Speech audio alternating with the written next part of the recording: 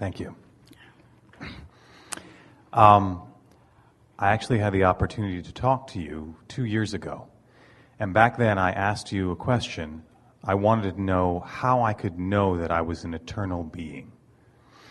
And back then you said that basically things would show up to let me know about that. At the time I wasn't quite satisfied with your answer. But in the That's time... because words don't teach. It's true. It's only life experience that shows you. We don't really know what we're doing here, actually. And it's funny because you've told me that. In that time, I have had some experiences that have made me think more, yes, maybe I can see the eternalness of our being. Sometimes, though, it feels a little circumstantial. It feels like, oh, is that just coincidence? Coincidence is an interesting word, isn't it? Because coincidence is incidences that Incidences, that coincide.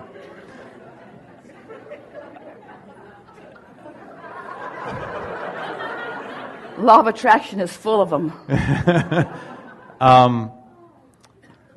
So there's this... We know what you mean, though. What you meant was something that was not really indicating what you were wanting it to indicate. It was something that just was happening apart from the answer to something that mattered to you.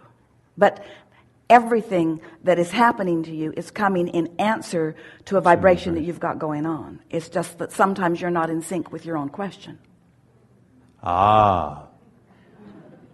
So when you're waiting to hear harps and angels sort of proclaim something very definitively... Where do you get this stuff? From you, actually. Yeah, that's it. I liked it when you would use that phrase. To simplify, it's the definitive experience, I think, that I'm looking for of maybe communicating with someone. And it seems odd that we play this separation game. And so it would seem like... However, think about this.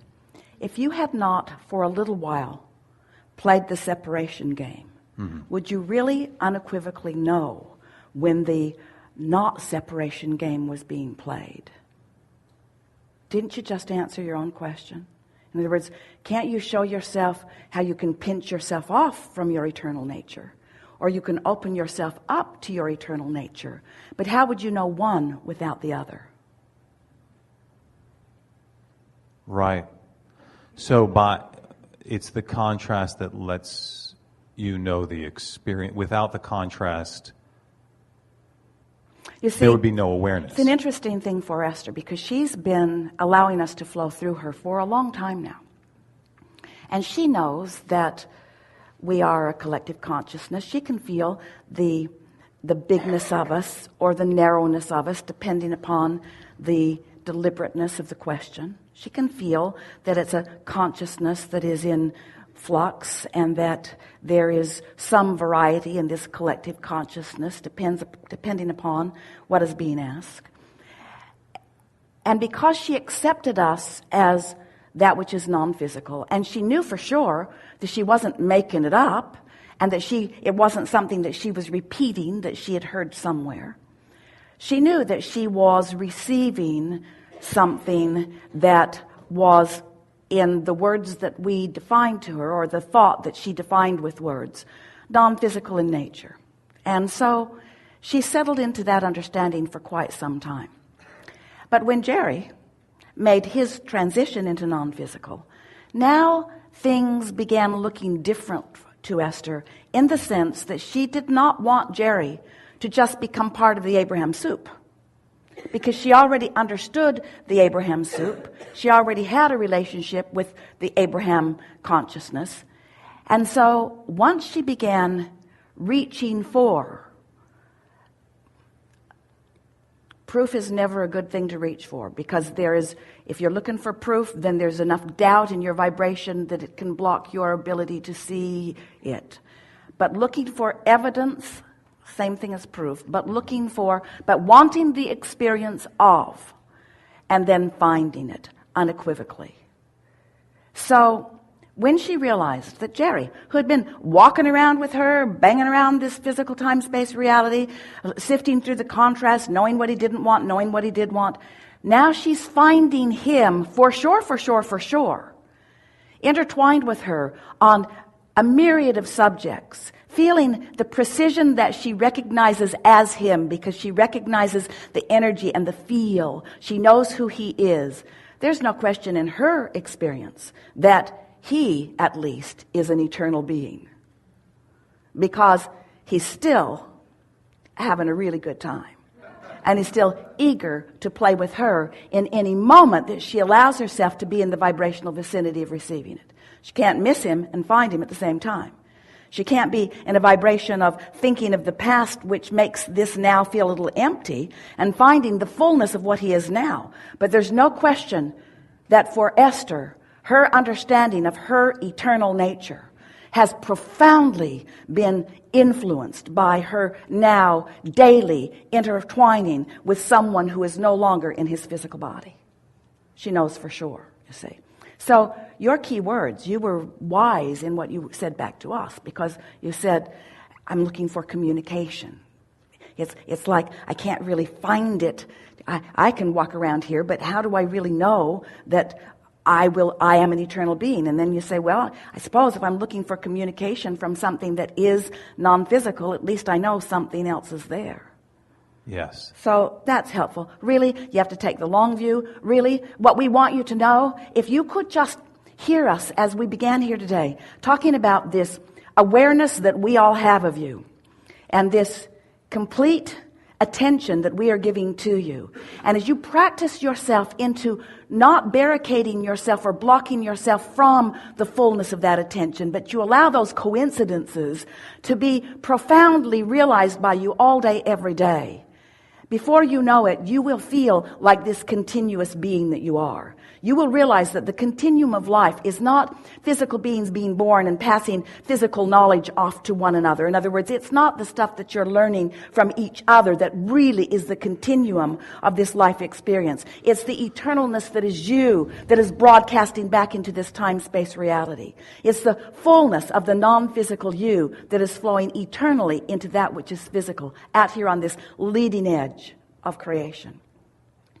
So we ask you to take the long view, but how do you take the long view? Well, you have to get less interested in the details and the reaction to the things that are going on in your world, and you start and begin listening for what's coming forth from within.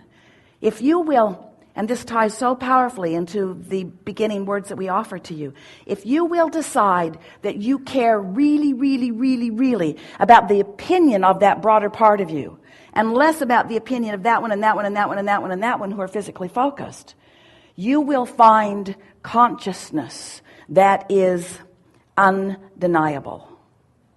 And at the same time you find that, you'll also find your worthiness because of the way we all feel about you. You'll find your continuity because of everything that we know about you, everything that we know about where you've been, everything that you've been asking for, all that you've put into your vortex of creation. In other words, we know where you stand in relationship with everything that you want is. And we are shining a consciousness path. And as you slip in to that vibrational awareness of who you are, then what happens is that sense of totalness. Jerry kept putting on the spines of all of the books, self-help from your total self. He really wanted to emphasize that total self, you see. So what a good discussion we've had about your total self, about the whole of that which you are. When you feel like you're defending something in a comparative way to others, you've got a big wad of guardedness and resistance that is keeping you from realizing in that moment the fullness of who you are. When you're soft and easy and open and appreciating of something, then you're allowing the fullness of who you are to be present in that moment. And in those moments, you never, ever, ever question the eternal nature of your being, because the bigness that you feel is bigger than this one lifetime could ever contain. That's the way Esther's been trying to describe the appreciation that she's feeling for her wonderful team, for her family, for her friends, for all of the beautiful things that are in her world. It's too much for my singular appreciation. The appreciation feels bigger than one vessel can be the conjurer of. She knows that it's way bigger. It's way bigger. She's just tapping into that stream of understanding of who all of these people are and what this is all about, you see. And that's what you're reaching for, too. Mm-hmm. Something more? I really appreciate you sharing the experiences with Jerry, because that was something I was going to ask about, that sort of communication. Because after I asked you that question 2 years ago, my mother passed away, and much of the community... Your mother did not pass away. That's what makes you not know you're eternal. Yeah. Oh, they've passed away, and they've passed away, and they've passed away. They've gone to Never, Never Land. They've gone to the other side. They have not gone anywhere. They've not gone anywhere. Mm-hmm. Orient yourself accurately. Mm-hmm. You see, how are you going to accept your eternal nature if you won't allow it to your mother? Absolutely. Old beliefs you keep practicing, bogus beliefs that you keep practicing. Yeah. Yeah.